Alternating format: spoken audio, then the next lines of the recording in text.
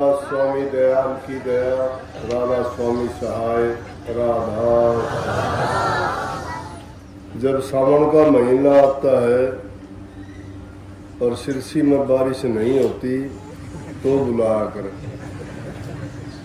लेकिन इस बार तो बारिश भी हो रही थी, फिर जल्दबाजी क्यों करी पता नहीं। सावन भी दो है इस बार, लेकिन इनके दो जब पूरा साल इंतजार करते रहेंगे, इसके साल में कई सावन आ जाने चाहिए कि सतगुरु आए भरे पावना। बहुत बड़ी बात थी ये। पुराने जमाने में तो तपस्वी होते थे, ऋषि होते थे, मुनि होते थे। तपस्वी ऋषि मुनि जंगलों में रह के अपनी साधना करते थे, और जब कभी किसी को कोई मतलब पड़ गया या उनका आना जाना होया कोई विशेष अवसर पर, तो उनसे आशीर्वाद लेते थे। आज की तरह से जमाना नहीं था। ये तो कलयुग की खूबी है कि संत इस काल में प्रकट हुए। इसलिए ये परंपरा भी बनी, जब किसी के घर में संत पधारते हैं तो वो लोग कहते हैं कि इससे भाग्यशाली, इससे बड़ा दिन हमारी जिंदगी में क्या होगा। और बहुत बड़ी बात भी है, एक नहीं यहाँ तो कितने संत सारे के सारी पवित्र हुए हैं, जो गुरु से जुड़े हैं, सत्संग से जुड़े हैं, जो नाम भक्ति को समझते हैं और जो जीवन का महत्व जानते हैं। जो इंसान इस जीवन के महत्व को नहीं जानते तो कैसे फर्क करेंगे कि यह दुनिया सच्ची है या झूठी है।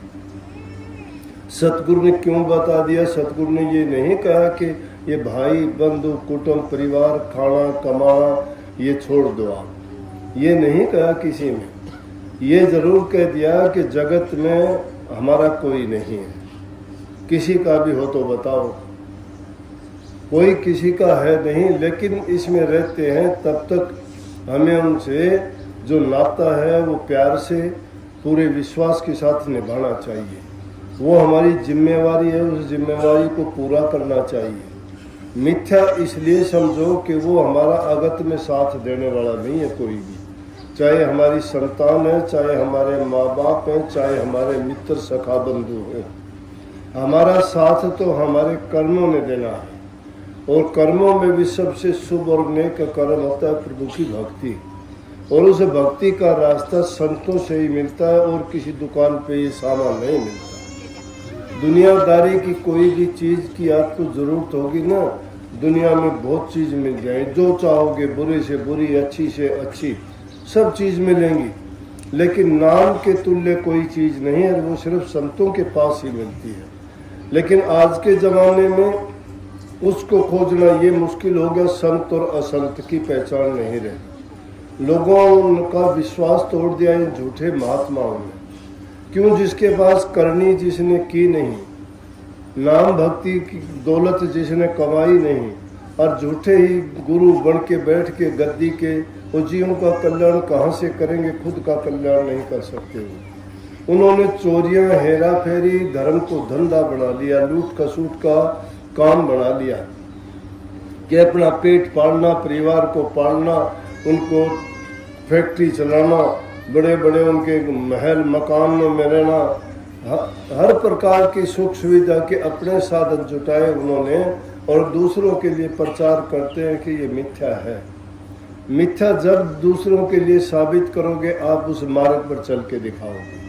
पूरा संत सतगुरु का ये है कि जिसने कमाई की है और जिसके पास कुछ, एक बुझे हुए चिराग के पास तुम दूसरा चिराग लेके जाओगे, रोशन कैसे कर देगा उसको? जिसमें खुद में ज्योति है वही दूसरे को प्रज्वलित कर सकता है। इसलिए संत उसको मानो जिसने नाम की कमाई की है, गुरु की सेवा की है, जिसने तप किया है, त्याग किया है। जिसने तप त्याग को जानता ही नहीं है, ऐसो आराम किए हैं, ठाठ किए हैं, झूठ कपट बेईमानियां करी हैं, छल कपट की बातें की हैं, इधर उधर के उल्टे कर्म सीखे हैं, संतों के संग में रह के भी जो अपने जीवन को नहीं सुधार सकते वो कहाँ बचेंगे। इसलिए उन संतों का घर में आना कहा है कि बड़ा नेक दिन है, बड़ा शुभ दिन है। कहते हैं कि संत चरण गंगा की धारा, जहाँ टिके वहाँ हो निस्तारा। संत जिस प्रकार से गंगा जी को ऐसा पवित्र मानते हैं हम हमारे देश में कि हम अगर उसमें जाके स्नान कर ले हमारे सारे पाप धुल जाते हैं, तो संतों के कहते हैं कि संत चरण उस गंगा की धार के समान है। वो जहां उनके चरण पड़ जाते हैं वहां निस्तारा क्यों हो जाता है कि बुरे कर्म, पाप कर्म, बुराइयां छूट जाती है। क्योंकि संत जहां जाएंगे, अब मैं बताऊं, 2 ही दिन पहले मैं हरिद्वार गया। हरिद्वार का ये है कि भाई सत्संगियों का पहले से ये है, अपना एक छोटा आश्रम बनाया तो इसलिए था चलो औरों के यहाँ अपना भी छोटा हो जाए, कोई सत्संगी आए जाए तो क्या बात है, दुनियादारी की चीज़ है, तीर्थ स्थान है तो अच्छा रहेगा। लेकिन वो अब परिपाटी पड़ गई कि उनको पता होता है कि माँ उस पर हम जाएंगे तो बड़ी संगत चली गई। चलो मैं तो कहता हूँ कि जाने का जो उपकार और भलाई है, इंसान को सोचना चाहिए कि जब जिस दिन संत भेंटते हैं उस दिन उस इंसान का कोई ना कोई नेक काम होता है, अगर वो गौर करेगा तो। उसी टाइम एक ऋषिकेश से अपने सत्संगी था लड़का, वो कहने लगा जी मैं एक होटल चलाता हूँ, आपको होटल में चलना पड़ेगा, बहुत पहले से पीछे पड़ा। मैं कहने लगा चलो भाई टाइम है तो उसका भी पूरा कर दे, नहीं तो ये सारी जिंदगी कहता रहेगा, आज ये नहीं तो और पीछे पड़ जाएगा कोई, लेकिन इसका तो करे काम। चले गए ऋषिकेश में, उसके होटल में गए, वो कमरे बेचारे ने अच्छी आओ भागत की, चाय पानी पिया, आरती विनती करवा दी, वहाँ मंगलाचरण का पाठ किया। और जब चलने लगे तो मैं बोला बाथरूम कहाँ है तेरा? तो नीचे जब रिसेप्शन पे बोले, मैंने अपने आप में देख लिया, बाथरूम में जाके देखा तो 10 सिगरेट पिए हुई पड़ी उसमें, पीछे के टोटके पड़े हो सिगरेट की। मैं बड़ा, और उसमें इतना बुरा हाल आदमी खड़ा नहीं हो सकता। मैं बाहर आके बोला भाई उसमें सिगरेट कौन पिए? बोला मैं, तू पीता? बोला ना जी मैं तो नहीं पीता। उसकी माँ बोल पड़ी पीता है जी, झूठ बोलता है। मैं बोला यार मैं कोई आपको ये थोड़ा कह रहा था, मैं तो पूछूं था क्योंकि इतना गंद खाना कोई आदमी आके उसमें घुस भी नहीं सकता, कम से कम सफाई तो कर देता। मैंने बोला जी गलती होगी, आइंदा के लिए मैं नहीं पीऊंगा। तो ये होता है, गए उसके तो उसका ऐब छूटा कि नहीं छूटा।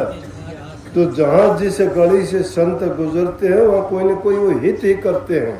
ये ना सोचो कि बुरा करने के लिए या उसकी कोई बुराई करने के लिए या उसके बारे में कोई गलत बात कह दी, नहीं।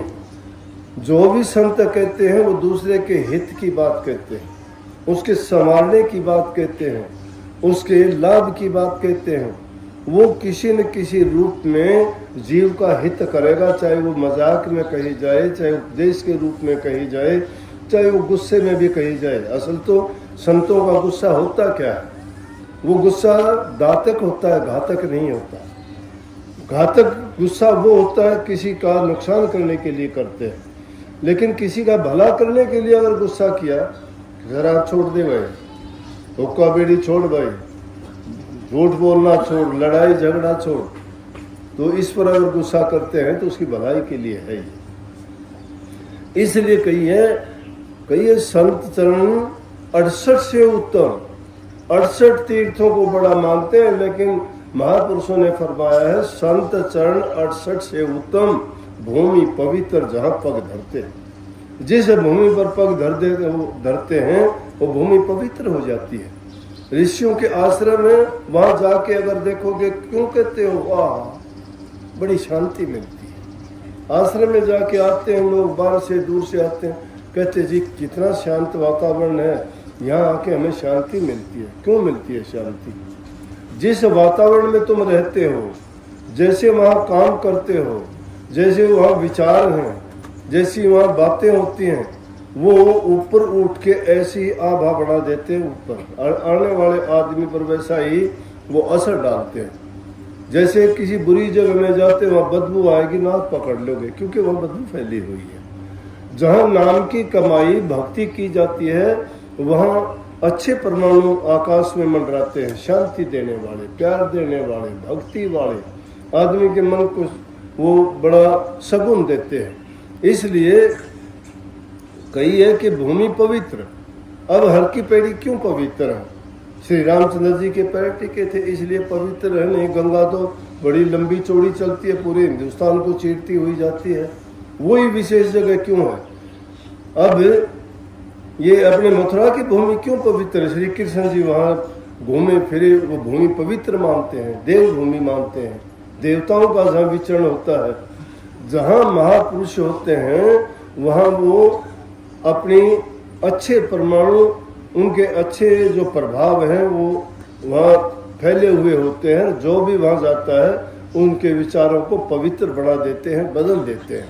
तो इसलिए गृहस्थी लोगों ने भी इस चीज़ को पाके कहा कि आओ हमारे घर, आज संत जन पधारे हैं। और वो तो ऊंची बात कह दी कि गगन मंडल में दमाम आवाज या वहाँ पर ये धुन हो रही है, ये हो रही है, ये बात ठीक है, लेकिन वो तो जानने के लिए बहुत टाइम लगता है। देखा देखी की बनावटी बातें करने से कुछ नहीं होता। लेकिन मुख्य बात ये बताता हूँ, घर गृहस्थी वाले आदमी जिन्होंने नाम की दीक्षा ली है, वो अगर बुराइयों को छोड़ दे, तुम्हारा नुकसान नहीं होगा। कभी सोचते हो मैं झूठ नहीं बोलूंगा तो मेरा काम नहीं चलेगा, मैं कहता हूँ उससे भी ज्यादा चलेगा। परेशानी अगर होगी तुम्हारे, हो सकती है कंजूसी या गरीबी आ सकती है, दूसरी चीजों की भी तुम्हें कमी और तकलीफ महसूस कर सकते हो, लेकिन तुम्हारी अंतर आत्मा और तुम्हारे मन में जो शांति होगी उसका कोई मोल नहीं होगा। तुम किसी के कर्जवान नहीं होगे, तुम अपने आत्मिक रूप से साफ और पवित्र होगे। कहोगे मैंने कोई गलत नहीं किया, मैंने नेक काम किया है, और नेकी करते करते अगर तुम्हें तकलीफ होती है तो होने दीजिए, कोई बात नहीं है, ये परीक्षा आती है। परंतु नाम एक ऐसी चीज है, उस नाम का अगर सुमरण मात्र भी तुम कर लोगे, ध्यान तो बहुत दूर की बात है।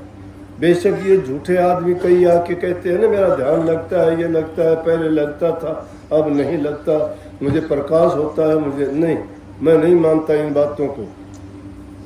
उन चीजों को प्राप्त करने के लिए आदमी को बरसों बीत जाते हैं, क्योंकि जब तक निवृत्ति का मार्ग नहीं आदमी अपनाता है, उस पर नहीं चलता है, तब तक बड़ा कठिन है। घर गृहस्थी में लाखों प्रकार की तकलीफें संतान की है, परिवार की है, दुख दर्द की है, रिश्ते नातों की है, रोजी रोटी की है। बहुत आदमी को इतनी ज़रूरतें होती हैं कि आदमी के मन का बिखराव होया रहता है। इतना एकाग्रचित नहीं हो सकता कोई भी, अगर सोचता हो कि नहीं घर में रह के कोई इतना विरक्त हो जाए। इतना ज़रूर है कि जिसने नाम ले लिया, नाम एक वो तकमा है, एक ऐसा कवच है जिसको पहनने से बुरी जो बुराइयां हैं उस पर असर नहीं करती, काल की शक्तियां उस पर अपना वार नहीं कर सकती, माया उनके ऊपर अपना दाव नहीं चला सकती। इसलिए नाम का सुमरण मात्र करने से भी आपके लाखों दुख दर्द पीड़ा दूर हो जाएगी और आपको शांति मिलेगी। लेकिन उस नाम का सुमरण करते करते ही अपने आप तुम्हारी अवस्था बदलती चली जाएगी और वही तुम्हारा सुमरण तुम्हें ध्यान में अपने आप ले जाएगा। तुम अगर कोशिश करके ध्यान में जाते हो ना, कोशिश करके प्रकाश देखना चाहते हो ना, या अपने आप तुम ताकत लगा के अंदर की धुन सुनना चाहते हो ना, तो वो तुम्हारा बनावटीपन होगा, तुम्हारा ख्याली भक्ति होगी, वो वास्तविक भक्ति नहीं है। वास्तविक भक्ति जब होगी जब सुमरण करते करते तुम खो दोगे अपने आप में, नाम में अपने आप को ऐसे रमा दोगे, नाम में और तुम में कोई अंतर नहीं होगा। जब बैठोगे उठोगे, तुम्हें काम करते हुए भी तुम्हारी वृत्ति नाम में ही लगी रहेगी। दुनियादारों को काम करते हुए दिखाई जरूर दोगे, लेकिन मन में तुम्हारे वही रहेगा, वही चलेगा, वहां से आदमी कभी बिछड़ता नहीं है। सुमन जब इतना पक्का हो जाता है ना, तो आदमी उसी में उसका वृत्ति जुड़ी रहती है, काम शरीर से करते हैं। इसीलिए जो किताब लिखी हमने कही कि हथ कारवल मन यार बल, मन को उस यार की ओर, यार हमारा कौन है? गुरु है। परमात्मा हमने नहीं देखा, ना परमात्मा का कोई चित्र है, ना किसी ने परमात्मा का रूप आज तक दिखाया है, बताया है, लेकिन गुरु पर जिसका यकीन और विश्वास है वही गुरु रूप तुम्हें साधारण रूप में उनका अनुभव करवा देंगे। बता तुम भी नहीं पाओगे वो कैसा है, लेकिन अनुभव करवाएंगे, आपको जरूर करवाएंगे। तुम्हें अंदर में जब लेके जाएंगे, अंदर में जब उस जहूर को देखोगे, तो आपको पता लगेगा कि हाँ मालिक का रूप ये है। लेकिन उसका ना तुम वर्णन कर सकते, ना उसकी तस्वीर बना सकते, ना किसी को दिखा सकते, ना समझा सकते, ना बता सकते। कबीर साहब ने भी कह दिया, साफ कहा उन्होंने, समझो बात को। क्या कहते हैं कबीर साहब? कहते अब दो क्या बतलाऊं कैसा एक अगम गोचर ऐसा। ये समझाता है कि मैं कैसे बताऊं। आप मेरे से पूछते हो कि भगवान का रूप बताओ। अब अपने सार वचन में भी वाणी है, गुरु मोय अपना रूप दिखाओ, गुरु मोय अपना रूप दिखाओ। गुरु का असली रूप क्या है? परमात्म रूप दिखाओ।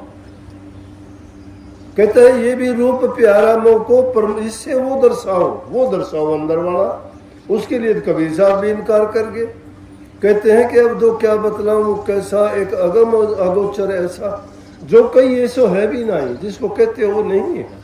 वो आठ का पुतला नहीं है, वो पांच तत्व का नहीं है, वो एक ही तत्व है। वो सर्वव्यापक है, सब में समाया है, रोम रोम में है, हर जर्रे जर्रे में है, यहाँ भी है, वहां भी है, तुम में भी है, मुझ में भी है, इसमें भी है, फूल की पंखड़ी में भी वही है, इसमें भी वही है। लेकिन प्रकट नहीं है। प्रकट जब हो जाएगा, जब मान जाओगे, समझ जाओगे, एक रूप हो जाओगे। लेकिन उसकी कुंजी और उसका रास्ता सुमन का ही रास्ता है। जब नाम का सुमन करोगे, धीरे धीरे करके जब नाम पक्का हो जाएगा, नाम मय हो जाओगे, लय हो जाओगे, उसमें मिल जाओगे, जुड़ जाओगे, तो तुम्हें ना बताने की, ना पूछने की, ना दिखाने की जरूरत है, तुम्हारा काम हो जाएगा। इस काल और माया के देश से सहज में निकल जाओगे तो पूरा सतगुरु जिसको भेंट जाता है, उसके सारे भ्रम नस जाते हैं और उसका आगम का रास्ता खुल जाता है।